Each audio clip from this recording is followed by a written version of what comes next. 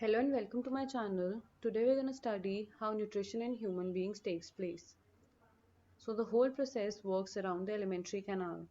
It is basically a long tube extending from the mouth to the anus, which perform different functions and has different parts. Firstly, the question arises, what happens to the food once it's entered to our body? So the food that we eat that enters our body, that enters our mouth, is crushed into smaller particles with the help of our teeth and is mixed by the watery fluid called saliva that is secreted by salivary glands. The saliva contains an enzyme called salivary amylase. On swallowing from the mouth, the food passes through the oesophagus to reach the stomach. Oesophagus, which is also known as food pipe, is a long tube from mouth to the stomach. The stomach is a large organ, and because of its muscular walls, it expands when food enters it. And also these walls help in mixing the food thoroughly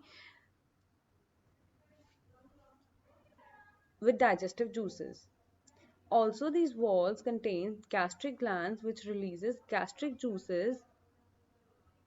Gastric juice is very useful as it contains the most important elements, that is pepsin, hydrochloric acid, that is HCl, and mucus. Mucus and HCl and pepsin has different benefits. Hydrochloric acid creates an acidic medium which facilitates the action of the enzyme pepsin. The mucus protects the inner lining of the stomach from the action of the acid under normal conditions. The exit of the food from the stomach is regulated by a muscle which releases it in small amounts into small intestine. The food now enters in the small intestine. It is the longest part of the alimentary canal which is fitted into a compact space. The length of the small intestine differs in various animals depending upon the food they eat. Herbivores eating grass needs longer intestine, whereas carnivores eating meat needs a shorter small intestine.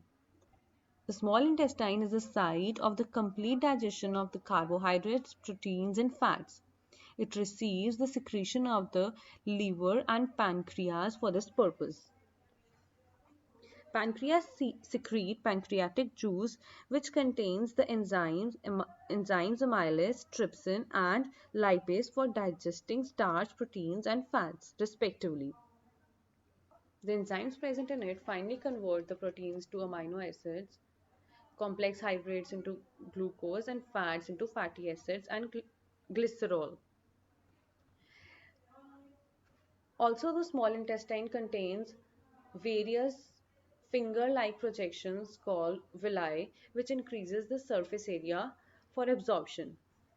Thus, these villi absorb the digested food and supply it to every cell of the body. The unabsorbed food is sent to the large intestine where more villi absorb water from this material. The rest of the material is removed from the body via anus.